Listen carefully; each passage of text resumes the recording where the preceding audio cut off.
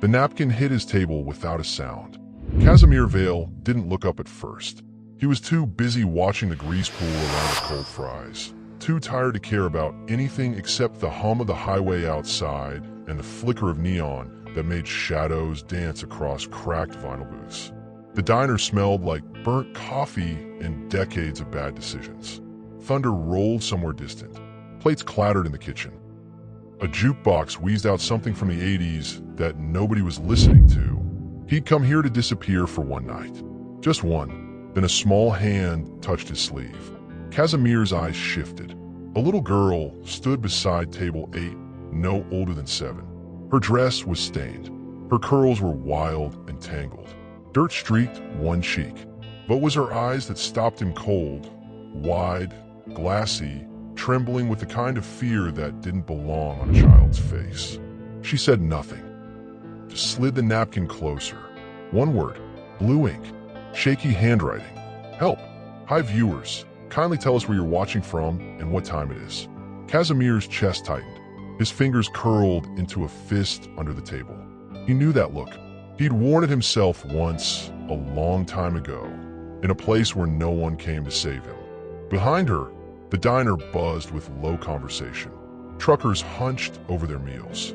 A waitress refilled mugs without making eye contact. And in the back corner, a motorcycle club filled 3 booths, big men with leather vests and tattoos that crawled up their necks. They laughed too loud, drank too slow, watched everything. The girl's lips quivered.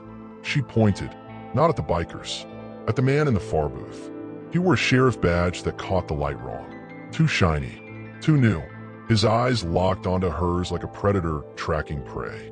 And when he smiled, Casimir felt every nerve in his body go electric. That smile wasn't human. It was ownership. Casimir leaned forward, his voice barely a whisper. Who hurt you? The girl's finger didn't move. Still pointing, still shaking. The man in the badge tilted his head, stretched his arms across the booth like he owned the whole damn place. He wasn't nervous. He wasn't scared. He was waiting. And when their eyes met across the diner, scarred stranger and crooked lawman, Casimir knew exactly what kind of monster was sitting 20 feet away. The kind that hid behind authority. The kind that made children write desperate words on napkins. The kind that thought no one would stop him. The girl whispered something so quiet Casimir almost missed it. He took my mama. The lights flickered. A fork clattered somewhere. Outside, headlights swept across the parking lot. Slow, deliberate, like a shark circling. The deputy's smile widened, and Casimir realized the girl hadn't come to him by accident. She'd chosen the most dangerous man in the room, because she had no one else. What would you do if a child handed you a cry for help in a place where no one else was listening? The girl didn't move from his side. Casimir could feel her trembling through the fabric of his coat. Every breath she took was shallow, panicked. Her fingers gripped the edge of the table like it was the only thing keeping her upright. He kept his voice low. Calm. What's your name? Nyla. Her eyes darted toward the deputy again. He said, I belong to him now. Belong. The word turned Casimir's blood to ice. He'd spent 20 years learning how to read predators. How they moved. How they smiled. How they used power to crush anything smaller than them. And this man, this fake lawman with his polished badge and dead eyes, wore every sign like a uniform.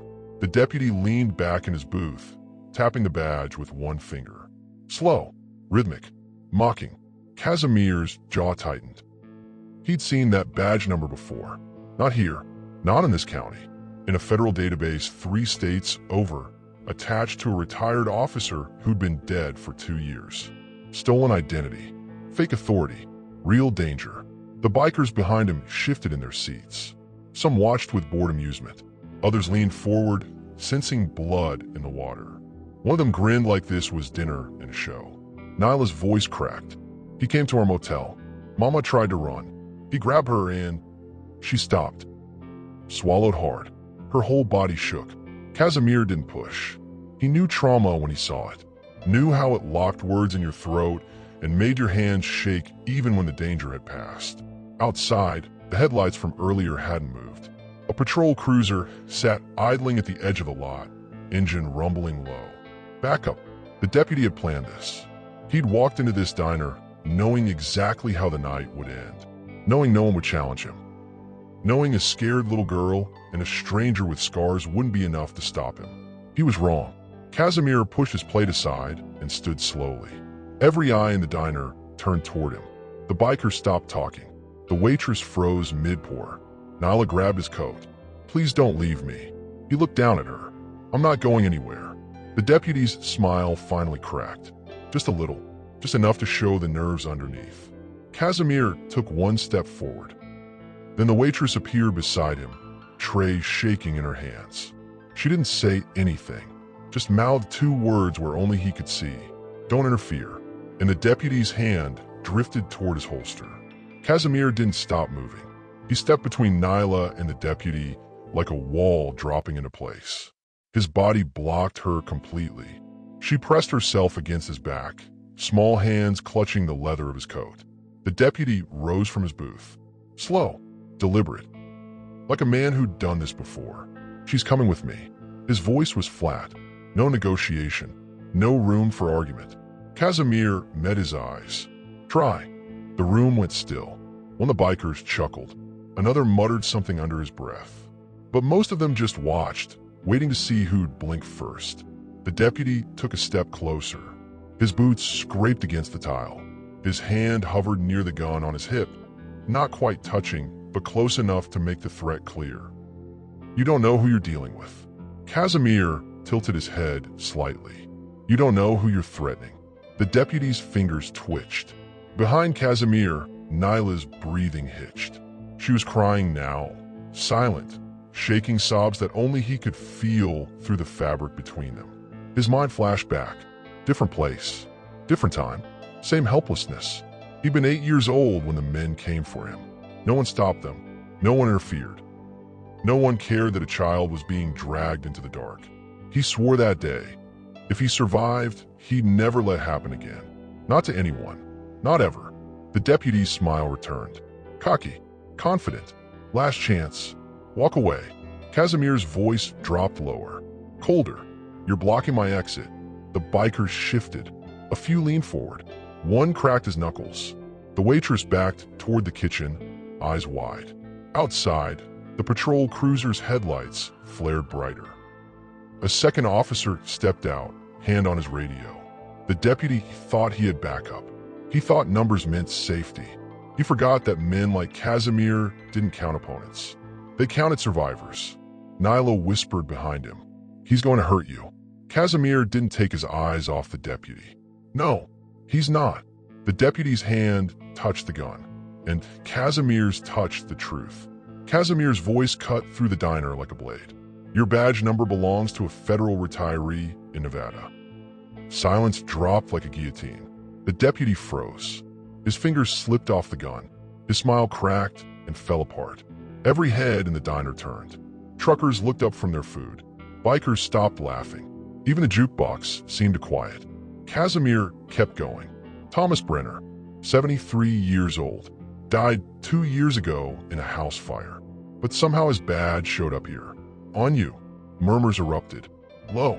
Dangerous." The deputy's face went pale. "You don't. I know the motel you visited. I know the room number. I know you didn't clean up after yourself." Casimir's tone stayed level. "Calm.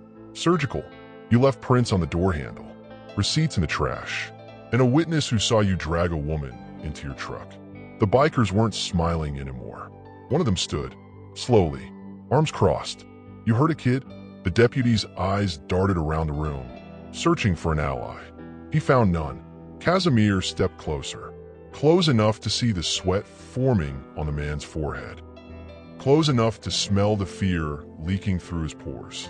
Every person in this diner is a witness now, to a fake lawman, a kidnapper, a predator who thought a shiny badge made him untouchable. The deputy's voice cracked. "I'm just following orders." "From who?" Silence. Casimir leaned in. "From who?" The deputy's hand shook. His mouth opened, closed, opened again. Behind Casimir, Nyla whispered, "He hurt Mama. He said someone told him to." The deputy's resolve shattered. His shoulders slumped. His voice dropped to a rasp. I didn't have a choice. Holt, and the entire diner went dead silent. No one moved. No one breathed. Even the bikers looked like they'd been struck. Casimir's pulse kicked up, not from fear, from recognition. Garrison Holt, the name every criminal in 3 counties whispered in the dark. The man who owned judges, politicians, and half the police force. The businessman whose empire stretched from real estate to narcotics, all hidden under charitable donations and political fundraisers. The man who made people disappear. The deputy realized his mistake too late. His eyes went wide. His mouth snapped shut, but the damage was done. Casimir's voice went cold. You just declared war on the wrong child. Outside, the second officer pushed open the diner door. But he didn't draw his weapon. He saw Nyla's face. Saw the napkin still clutched in her hand. Saw the terror written in every line of her body. And he saw the deputy, cornered, exposed, guilty. The officer's hand moved to his radio, but not to call for backup, to call for real help. And when he spoke, his voice was steady. Sir, what do you need from me? The second officer wasn't part of the lie. Casimir saw in the way he moved, careful, deliberate, eyes scanning Nyla like he was processing a crime scene. He was younger, cleaner. His badge wasn't stolen. He was one of the good ones trapped in a broken system. And he'd just chosen a side. The fake deputy lunged for the door, but the bikers were faster. 3 of them blocked the exit without a word. Arms folded, eyes hard. Casimir didn't move. Didn't need to. Secure him. No calls. No warnings. Lock him in a holding cell and wait. The real officer nodded, pulled cuffs from his belt. The fake deputy thrashed, screaming threats that echoed off the walls. You don't know what you're doing. Holt owns this county. He'll bury you all. No one flinched. The bikers stepped aside, just enough to let the real officer drag the screaming man through the door. The patrol cruiser's lights painted the parking lot red and blue. Nyla's grip on Casimir's coat loosened, just a little. Her breathing slowed. But Casimir knew this wasn't over. Garrison Holt didn't lose pawns without noticing. He didn't forgive interference.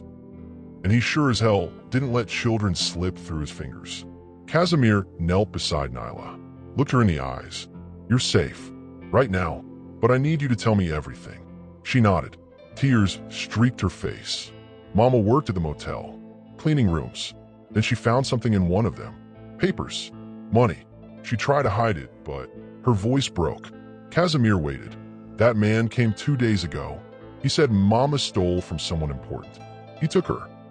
Told me if I said anything, he'd make sure no one ever found us. Casimir's hands curled into fists. Where did he take her?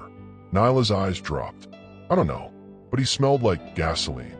And when he drove away, I saw a sign. Blue letters. Something about a storage place. Gasoline. Storage facility. Isolated location. Casimir's mind clicked through maps, routes, Holt's known properties. He had 3 possible locations. Maybe 4, but time was running out. The waitress appeared beside them, setting down a glass of water for Nyla. Her hand shook. That little girl just saved her own life by picking you. Casimir didn't respond, because Nyla finally whispered the words he'd been dreading. I don't think Mama's alive anymore. Her voice was small, hollow, the kind of emptiness that came from knowing too much too soon. Casimir's chest tightened, but he didn't lie to her, didn't offer false hope. He just said, we're going to find out. Nyla looked up at him. You promise? Casimir shook his head slowly. I don't make promises. Her face fell. I make guarantees. And somewhere in the distance, past the neon and the highway and the dark stretch of county road, a phone rang in a mansion on the hill. Garrison Holt answered and learned that someone had just taken his pawn off the board. What do you think you would have done in Casimir's place? Walk away or fight for a stranger's child? The parking lot gravel crunched under Casimir's boots. Nyla walked beside him, her hand wrapped tight around 2 of his fingers. The bikers formed a loose circle around them, not threatening, not protective exactly, just present, like they understood that something bigger than a diner confrontation had just begun. The real officer leaned against his cruiser, watching the fake deputy thrash in the back seat. Foam gathered at the corners of the man's mouth. His screams had turned to whimpers. Casimir stopped to the cruiser door, looked down at the man who'd terrorized the child. "Where's the mother?" The deputy spat at the window. "You're dead. Holt's going to." Casimir tapped the glass once. The sound was soft, but carried weight. "I didn't ask about threats. I asked about location." Silence. The officer cleared his throat. "I can hold him for 72 hours before processing. No calls, no bail. But after that won't matter." Casimir's voice was flat, final. One of the bikers stepped forward. Big man, gray beard, scars that told stories. "You need backup, we ride." Casimir shook his head. "This isn't your fight. Kid asked you for help. You answered. That makes it everybody's fight."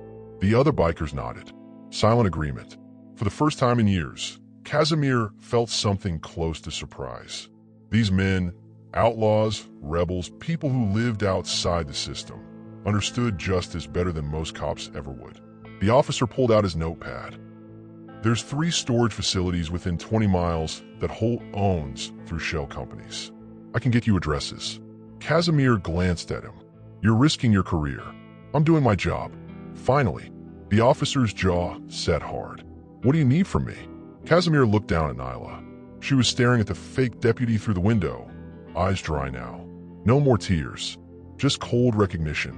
She'd seen evil up close, and she'd survived. Keep him isolated. No visitors, no phone calls, no exceptions. The officer nodded, started to turn away. Then Nyla spoke. So quiet everyone had to lean in to hear. "I know where he took her." Every head snapped toward her. Casimir knelt. "What did you say?" "There's a road. Behind the motel. Gravel. It goes past the old gas station that's closed. Mama told me never to go there." Nyla's voice steadied. "But I followed him once. When he came the first time, he didn't see me." "Where does the road go?" "To a place with big metal doors. Blue paint. Numbers on the side." She closed her eyes, remembering. 3, 4, 7. Casimir's mind raced. Storage unit 347. 20-minute drive from here. The officer pulled up a map on his phone. Zoomed in. That's Ridgeton Self-Storage. Off County Road 9.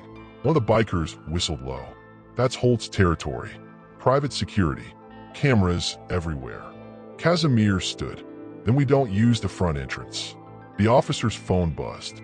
He glanced at the screen. His face went pale. "What is it?" Casimir asked. "Dispatch. They're looking for the deputy. Someone called in a welfare check." He looked up. Holt knows. And as if summoned by his name, headlights appeared at the far end of the lot. Not police. Black SUV. Tinted windows. Engine idling like a predator catching a scent. Casimir pushed Nyla behind his car in one smooth motion. The bikers didn't scatter. They spread out, forming a wall between the SUV and Table 8's parking lot. Engines revved. Leather creaked. Hands moved to pockets. The SUV door opened. A woman stepped out. Not what anyone expected. She wore a tailored suit, heels that clicked against asphalt, hair pulled back, so tight it looked painful. But it was her eyes that made Casimir pause, sharp, calculating, empty of anything resembling mercy. She walked toward them like she owned the ground beneath her feet. 10 feet away, she stopped. Smiled. It didn't reach her eyes. Casimir Vale. Her voice was smooth. Practiced. "Didn't expect to find you in a place like this." Casimir didn't react. "You know my name?" "I don't know yours." "Janelle Prospero. I handle complications for Mr. Holt." She tilted her head slightly. "And you've just become a very expensive complication." The bikers tensed. Janelle raised a hand. Calm. Controlled. "I'm not here to fight. I'm here to negotiate." "Nothing to negotiate." Casimir's tone stayed level. "The girl." Janelle's eyes flicked toward the car where Nyla hid. "She's a loose end in a very delicate situation. Her mother made choices. Bad ones. Those choices have consequences. Consequences for a 7-year-old. Consequences for people who steal from men like Garrison Holt." Janelle's smile widened. "But Mr. Holt is reasonable. Return the girl. Walk away. Forget tonight happened. And everyone lives." Nyla's fingers tightened around Casimir's coat from behind the car. He could feel her shaking again. Not from cold, from memory, from knowing exactly what everyone lives meant when people like Janelle said it. Casimir stepped forward, just one step, but it shifted the air. Counteroffer. Tell Holt the girl's under my protection. He forgets she exists. Her mother gets released, and I don't dismantle his empire piece by piece. Janelle's smile finally died. You're making a mistake. I've made worse. Silence stretched between them. The bikers didn't move. The officer's hand drifted toward his radio. Then Janelle laughed. Short, sharp, humorless. You really think you can go against Garrison Holt? In his county? With his resources? She shook her head. He owns the judges, the police, the politicians. He's untouchable. So who was the deputy in your back seat? Janelle's jaw tightened. Casimir pressed forward. Here's what's going to happen. You're going to get in your SUV, drive back to Holt, and tell him I'm coming. For what? For the mother. She's already dead. The words hung in the air like smoke. Nyla made a sound behind the car. Small, broken. Casimir's hands curled into fists. Prove it. Janelle pulled out her phone, tapped the screen twice, turned it around. A photo. Dark room.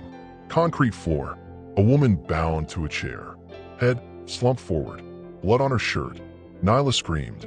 Casimir caught her before she could run toward the phone. Held her tight. Felt her entire body convulse with sobs.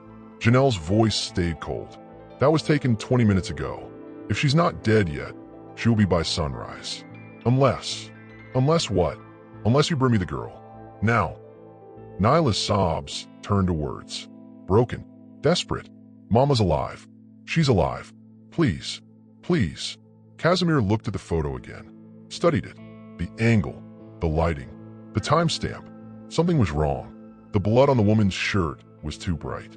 Too fresh. But the timestamp said 20 minutes ago. Blood darkens. Oxidizes. Turns brown. This was red. Stage blood. Or recent. Which meant the photo was either faked or the woman had just been injured. Either way, she was alive. Casimir's voice dropped to a whisper. You just made a mistake. Janelle frowned. What? You show me proof of life. Which means she's leverage. And leverage only works if it's breathing. Janelle's face went blank, realizing too late. Casimir handed Nyla to the nearest biker. Keep her safe. Then he moved. Casimir's hand shot out and grabbed Janelle's phone before she could pull it back. She lunged for it. He stepped aside. Effortless. Give that back. He was already swiping through the photo metadata. Location services disabled, but the reflection in the window behind the woman showed something.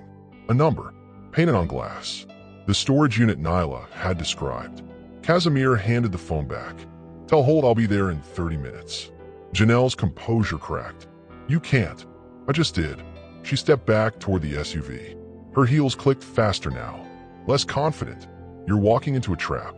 I know. He'll kill you. He'll try. Janelle climbed into the SUV. The door slammed. Tires screeched as it peeled out of the lot. The moment she was gone, Casimir turned to the officer. I need a route map. Back roads. No main highways. The officer pulled it up. You're really going after her? Yes. Alone. One of the bikers stepped forward. Then another. Then all of them. Not alone. The gray-bearded one grinned.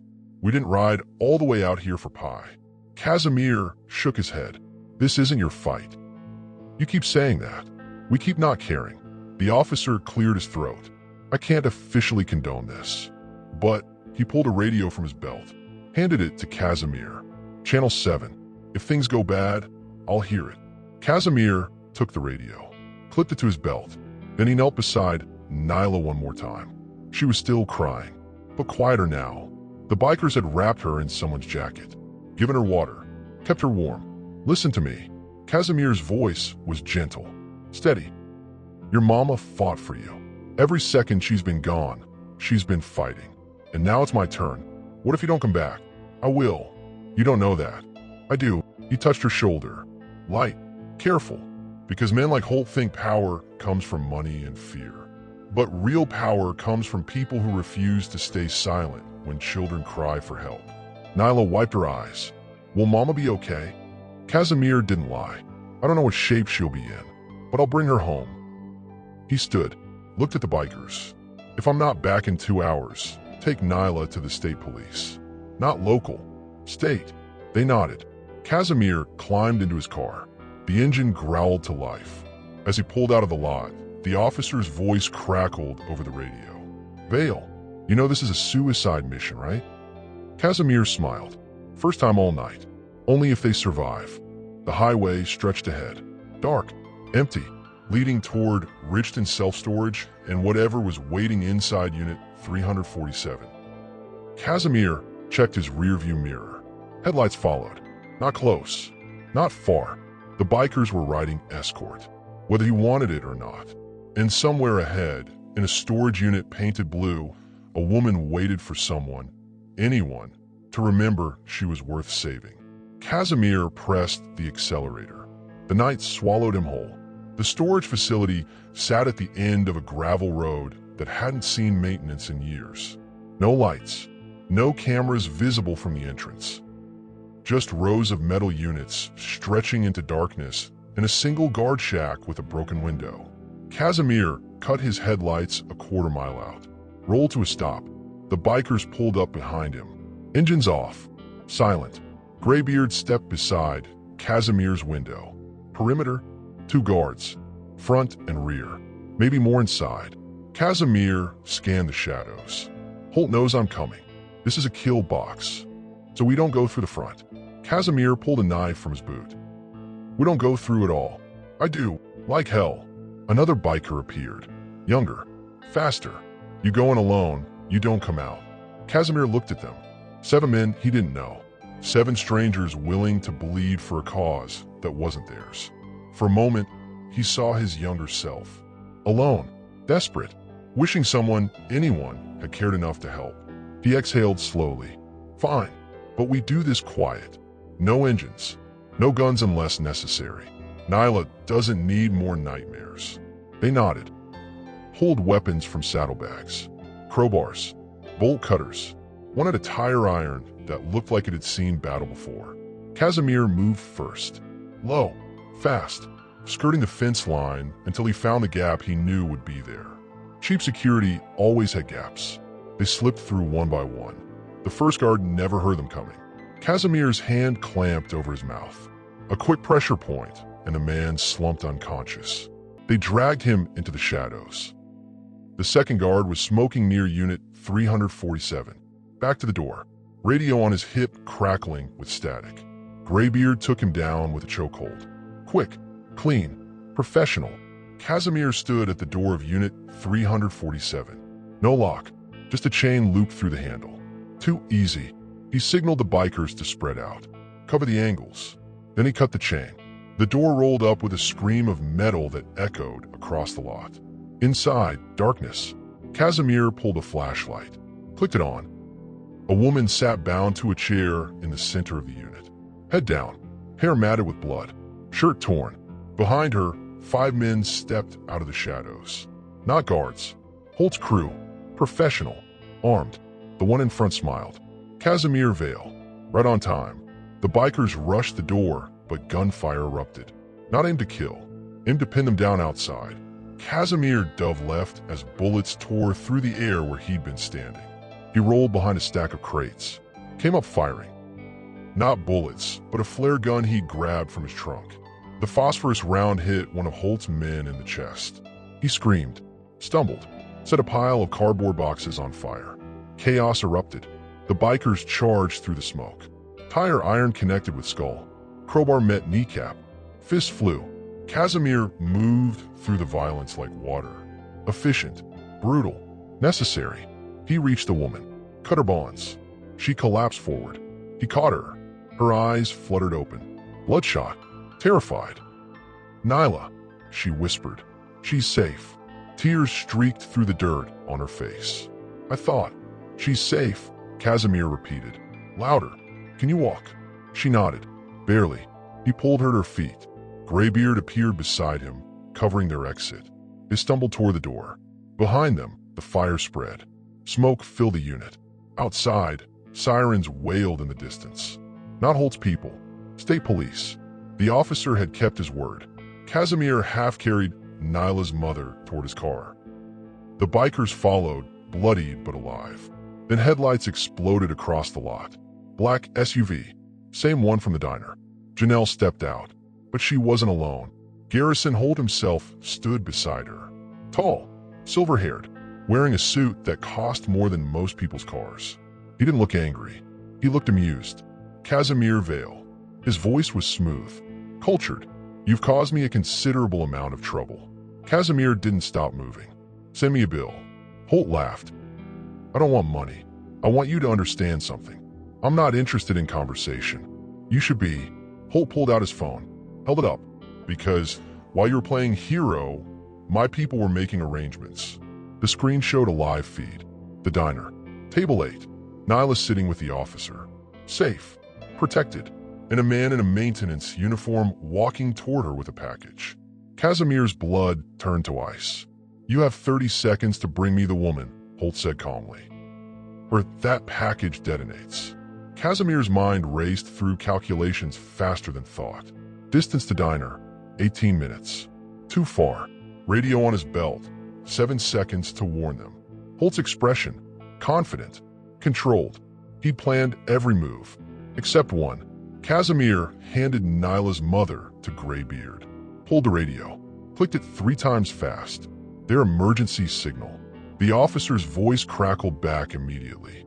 Copy. 1 word, but it meant he understood. On the phone screen, the officer grabbed Nyla, sprinted toward the exit, shoved the maintenance man aside. The package tumbled from his hands.